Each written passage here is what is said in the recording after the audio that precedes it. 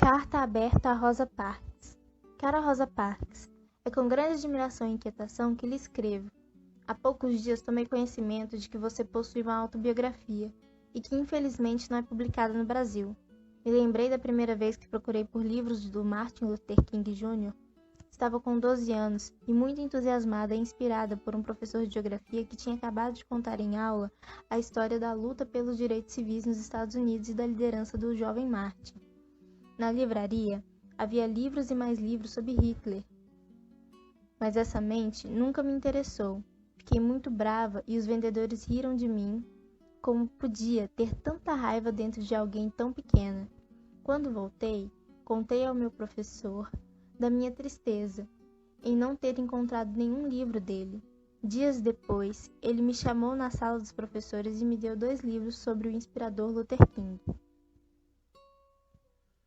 Pouco soube sobre você e principalmente o que ficou na memória foram os mitos a seu respeito. Uma senhora cansada da jornada de trabalho, que resolveu não ceder seu lugar no ônibus a um homem branco no período da segregação racial. Esqueceram de me contar que na sua casa, aos almoços de domingo, às vezes a mesa ficava tão cheia de armas que não dava para colocar a comida na mesa. Isso acontecia porque a qualquer momento um grupo radical branco podia aparecer atirando ou querendo colocar fogo nas casas da região. Não me contaram como sua família era extremamente ligada às questões políticas da época e à militância, que depois do dia em que disse não ao homem branco, você foi tão perseguida que precisou se mudar de estado com seu marido. Descobri que esse não foi um ato isolado. Outras moças já haviam feito isso antes. Ficou para mim que aquele ato foi um ato militante espontâneo, mas agora percebo e sei que uma militante, mesmo que introvertida como você, não surge do nada. Eles mexeram com a pessoa errada, certo?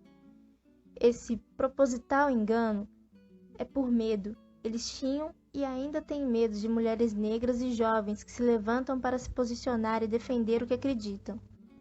E é por isso que, infeliz e injustamente, continuam a contar a história da senhora Rosa Parks dos pés cansados. Criam mitos como fizeram com você.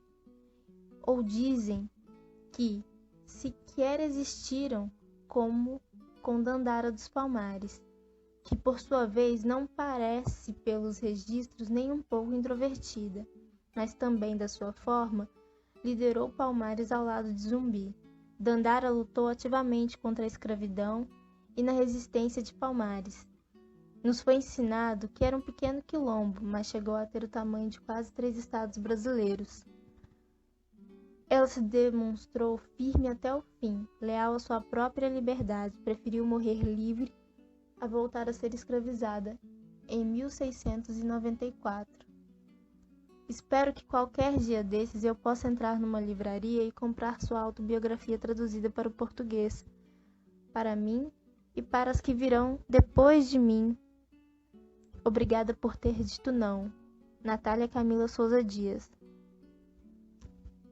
Rosa Parks foi ativista dos direitos civis e dirigente local da National Association for the Advancement of Colored People, Associação Nacional pelo Avanço do Povo Negro, em Montgomery, Alabama, por mais de uma década antes de sua recusa em aceitar as práticas segregacionistas no uso dos assentos dos ônibus em 1º de dezembro de 1995 e desencadear o bem-sucedido boicote ao transporte público da cidade. Após enfrentar a perda do emprego e outras formas de intimidação, mudou-se de Montgomery para Detroit, Michigan, onde continuou a sua luta política e ajudou a fundar o Instituto Rosa e Raymond Parks para o desenvolvimento individual.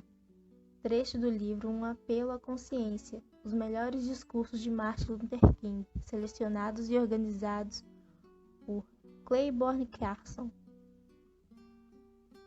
Rosa Parks faleceu no dia 24 de outubro de 2005, aos 92 anos, e é com esta carta em dedicatória a ela que abrimos a 5ª Mostra de Arte Preta.